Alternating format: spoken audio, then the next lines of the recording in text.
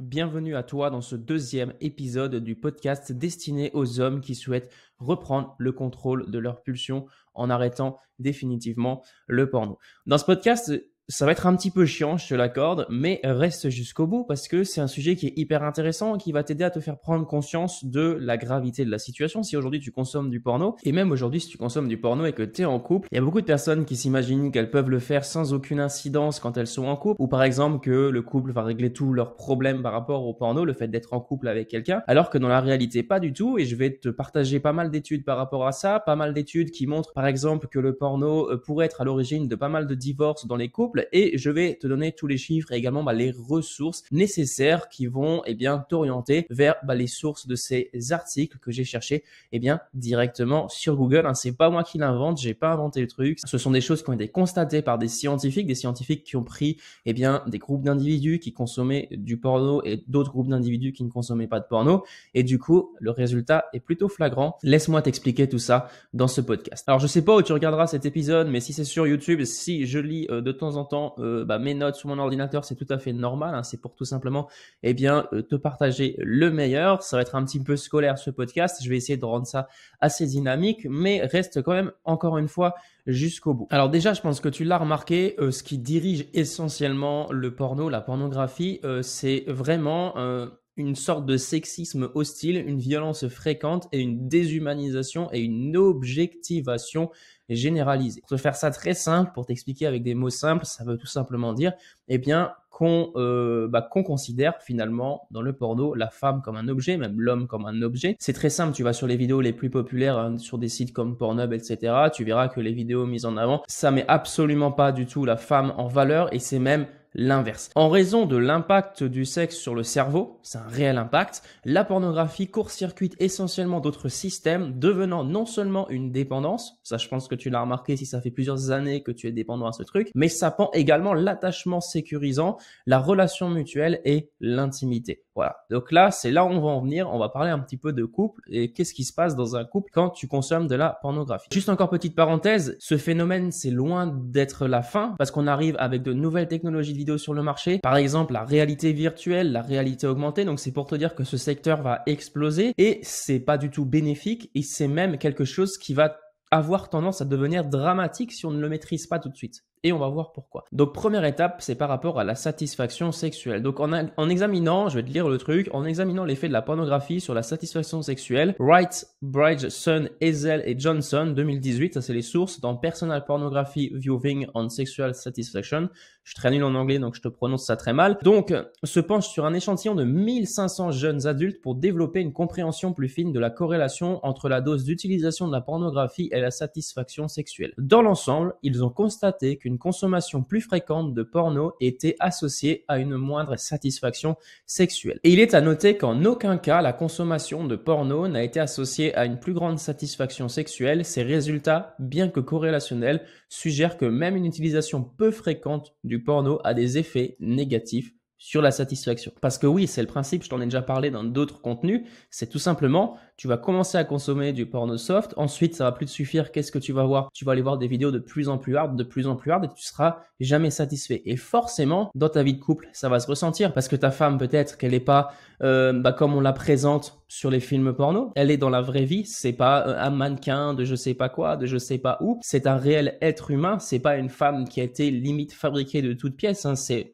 très souvent le cas. Alors oui, je suis d'accord, il y a des personnes qui sont avantagées physiquement plus que d'autres, mais dans tous les cas, c'est quelque chose qui est hyper important à prendre en compte parce que forcément, plus tu vas en demander sur le porno et moins ça va te satisfaire au niveau de ta relation. Je vais me rebaser sur une recherche qui a été faite, 50 vidéos les plus populaires ont été analysées sur Pornhub. Parmi les 50 meilleures vidéos, ils ont constaté que 45 montraient un couple hétérosexuel et les 5 autres montraient des variations de sexe en groupe. Bref, je te passe les détails. Les acteurs étaient composés de 60 femmes et de 50 hommes. Seulement 18% des femmes étaient montrées en train d'avoir un orgasme contre 78% des hommes. Les chercheurs notent toutefois que l'orgasme était implicite pour la plupart des hommes car les vidéos sans orgasme masculin étaient montrées montré de manière à exclure les scènes d'apogée pour encourager les spectateurs à passer au contenu payant. Donc déjà, il y a un énorme mouvement de marketing là-dedans, donc c'est pour te faire consommer encore plus, encore plus, encore plus, c'est leur objectif, parce que plus tu vas passer de temps sur leur site, plus ils vont gagner d'argent. C'est tout à fait normal, parce qu'ils vont placer des publicités sur le site internet, et du coup, pour eux, ça va être rentable. Donc tu es simplement un consommateur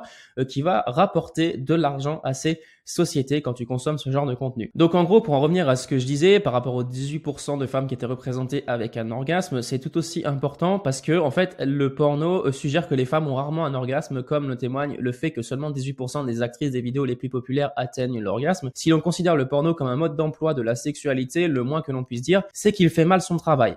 Et oui, je pense que tu l'as remarqué, ça fait très mal son travail et c'est loin de représenter la réalité. Quand tu regardes un film porno, c'est tout simplement scénarisé. Et le gros problème de ça, c'est qu'il y a des adolescents qui font leur éducation là-dessus. Donc là, c'est vraiment problématique. Qu'est-ce que ça va donner dans quelques années quand on aura une génération de jeunes qui auront été éduqués là-dessus? C'est juste pas pensable, en fait, les dégâts que ça peut faire dans la société. Et dernière chose, lorsqu'il s'agit d'instruire les spectateurs sur le plaisir sexuel, le porno est généralement inexact et risque de conduire à des rapports sexuels de mauvaise qualité et à des orgasmes peu fréquents, en particulier pour les partenaires féminines, ainsi qu'à des rapports sexuels unidimensionnels et probablement insatisfaisants pour les hommes. Maintenant, on va s'attaquer à une autre partie de cet épisode, c'est par rapport au divorce. Il y a de nombreuses études qui ont été faites par rapport à ça. Je vais te donner exactement ce qui est dit dans cette étude. Ça vient de Till Porn Do Us Part, a Longitudinal Examination of Pornography Used on Divorce de Perry and Schleifer, je crois que ça se prononce. Donc ils ont mené une étude par rapport à des personnes mariées, c'est en de 2006 à 2014. En interrogeant 2120 adultes mariés, ils ont constaté que dans l'ensemble, la probabilité de divorce doublait pour les hommes et les femmes qui avaient commencé à utiliser du porno après leur mariage. Sur l'ensemble de l'échantillon, le taux de divorce était de 6% pour les non-utilisateurs de porno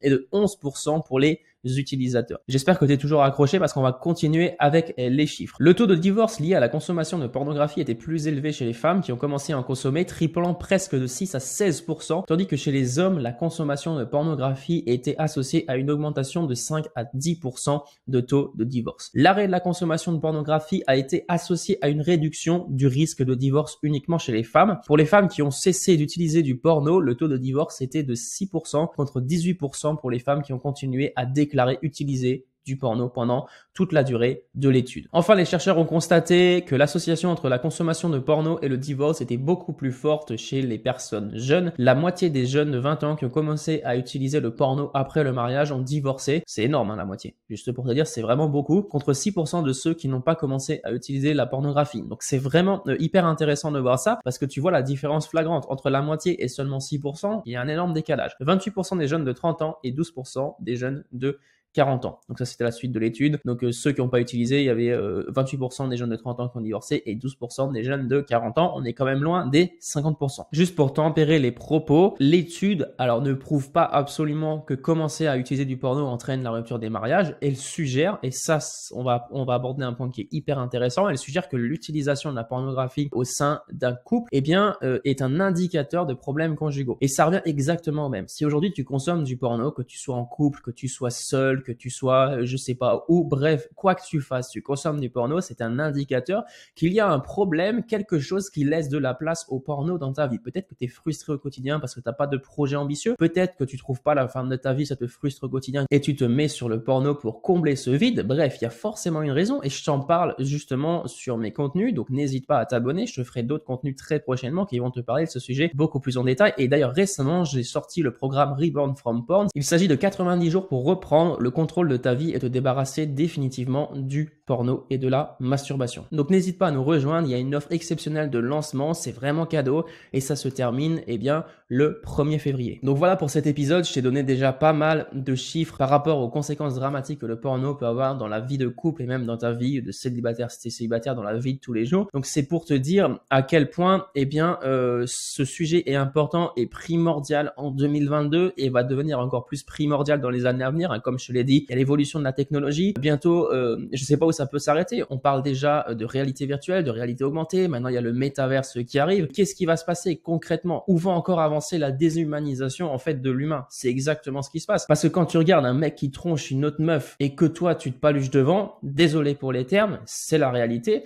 Et j'aimerais bien une fois que tu lances ta caméra, que tu te filmes et que tu regardes après. Mais quand tu fais ça, frérot, c'est qu'il y a vraiment un problème. Voilà, désolé de te le dire comme ça, mais moi quand j'ai pris conscience de ça, je me suis dit waouh, mais qu'est-ce que je fais comme connerie en fait finalement. Et là, ça a changé. Alors bien sûr, c'est pas fait du jour au lendemain. Bien sûr, j'ai dû énormément apprendre sur moi. Ça m'a pris des années avant de sortir de ça. Parce qu'il y a 4 ans, j'ai pris conscience de ça. Il y a plusieurs années, pas exactement 4 ans, mais j'ai pris conscience de ça. Mais le temps que je mette en place les choses, le temps que je sorte de ce truc, de cette addiction, c'est quelque chose qui prend du temps. Et pour toi aussi, ça va être exactement la même chose. Tu vas rencontrer des échecs, tu vas rencontrer des difficultés, mais c'est pas pour autant qu'il faudra abandonner. Parce que finalement, ce qui va faire la différence, c'est que tu vas analyser tes rechutes, tu vas analyser pourquoi ça n'a pas fonctionné pour toi, et ensuite tu vas corriger le tir. Je t'en reparlerai dans d'autres vidéos, bien entendu, mais ce que je te conseille de faire, c'est vraiment de te faire aider. Si tu sais pas où aller, fais-toi aider. Alors que ce soit par moi ou par quelqu'un d'autre, ça j'en ai absolument rien à faire, mais fais-toi aider. Parce que si tu te confies pas à quelqu'un sur ce truc, si tu restes enfermé dans ton coin, si tu restes enfermé dans ta solitude, eh bien ça ne va pas marcher, je te le garantis. Moi j'ai fait cette erreur et ça n'a pas fonctionné. Donc n'hésite vraiment pas, contacte-moi si vraiment tu as besoin d'aide, tu me contactes directement ici ou directement sur Instagram, ou tu peux également rejoindre le programme Reborn from Porn. Ce sera le meilleur endroit pour toi pour t'aider à te libérer de cette addiction. Encore une fois, l'offre se termine le 1er février parce que oui, j'ai pas fait le truc gratuit parce que sinon il y a tout le monde qui rentre et ça devient n'importe quoi. J'ai vraiment voulu avoir un groupe de qualité, un groupe d'hommes déterminés de qualité. Donc n'hésite pas à nous rejoindre si tu es décidé à changer les choses, hein. Ça te coûtera pas plus cher que 2 places chez Disneyland. Voilà, c'est pas hyper cher. Tu sacrifies ta petite sortie chez Disneyland avec ta copine et tu viens tout simplement nous rejoindre. Dans tous les cas, je te souhaite une magnifique journée et on se retrouve très bientôt pour un prochain épisode ou une prochaine vidéo. À plus, ciao ciao.